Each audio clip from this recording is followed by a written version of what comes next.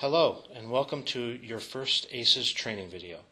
This series of videos will guide you through the various features of ACES, which stands for the Acute Care Enhanced Surveillance System, and give you the skills and expertise to leverage ACES for your work you do at your own local public health agency or acute care facility.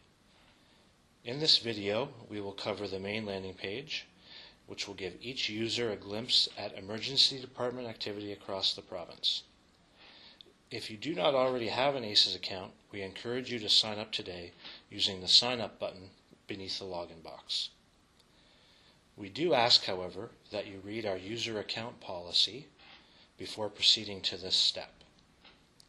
The link to the policy is located underneath the Welcome banner on the home page. This policy outlines the procedures for account creation, password management, and account deactivation. Prospective users should also note that access to ACES is limited to staff at local public health agencies and hospitals within the province of Ontario. There are some instances that our data sharing agreements allow us to grant access to people outside of these two organization types, namely for health promotion and protection, but if you aren't sure, please contact our team via email at kflaphi@kflaph.ca. When you do select Sign Up, you will notice another link at the top of the newly generated pop-up screen. This is our new user confidentiality agreement form. This needs to be filled out by yourself and your supervisor and emailed back to our team before you will be granted access to ACES. The online Request a New Account form is fairly straightforward. Just fill in all the fields with your information and hit Submit. This will log your request in our system and also let us know to watch for your signed agreement form to follow. Once we have received all the necessary information from you and we have vetted your request, you will receive an email from our team with your ACES username and password, which you can then use to log into ACES. Upon this initial login, you will receive a prompt to change your password from the generic one that was provided to you. The password requirements are listed in the user account policy, which was just described earlier.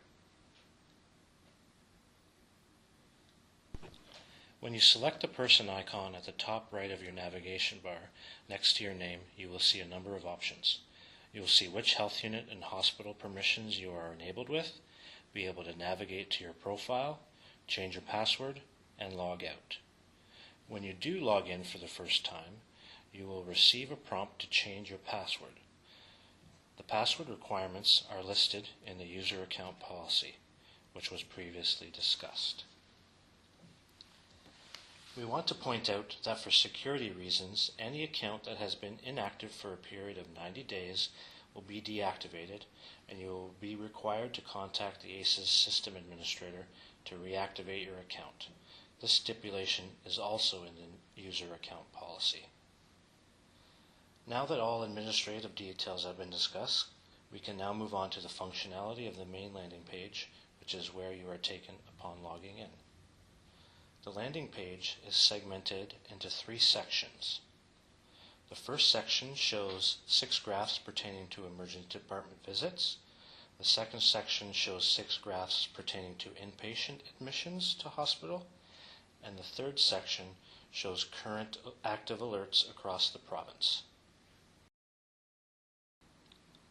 The graphs you see on this page display 2 months of historic data up to the current date and shows the user aggregated data for all the hospitals in Ontario currently sending data to ACES.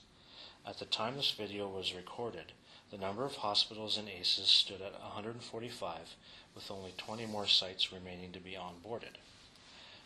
The current date will always show a drop down depending on the time of day you have logged in.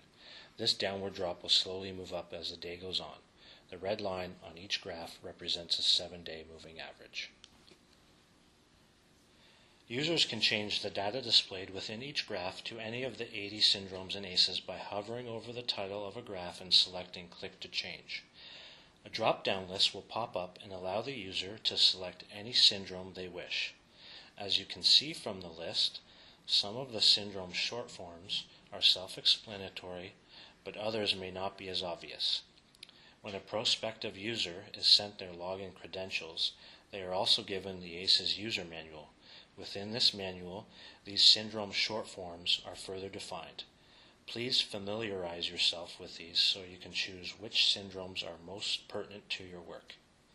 When a change is made to a single graph or multiple graphs, the system will remember that change, and when you log into the system on a subsequent day, these changes will now be your default views.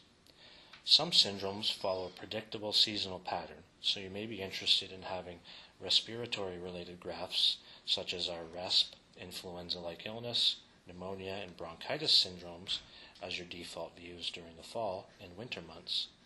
Once summer comes around, these syndromes may not be as pertinent, and you may want to change them to more seasonally relevant views, such as our environmental syndrome, which tracks heat-related visits, or our asthma syndrome, which can be exacerbated by higher environmental temperatures. The same functionality just described can be applied to the admission graphs as well.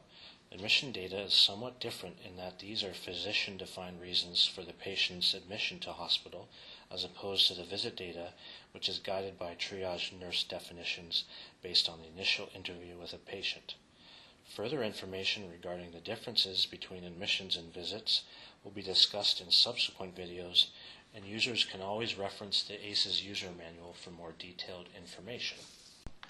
The third section of the main landing page is our current alerts table located at the bottom of the page. This gives users a rundown of the current active alerts occurring throughout the province in the last 24 hours and is based on individual syndromes. The table has similar features as an Excel file would in that the user can sort a specific column by ascending or descending values simply by clicking the column header. The definitions of each alert type are provided in detail in the user manual, and further explanation of these alerts and how to interpret them will be explained in an upcoming training video when we tackle the Alerts tab. For the purposes of the main landing page, just know that this table is simply to give users a quick snapshot of what is happening in multiple areas across the province. This concludes the first ACES training video. At any time, please feel free to email kflaphi@kflaph.ca if you have any questions pertaining to the ACES system. The next video in our training series will focus on the two EpiCurves tabs located here.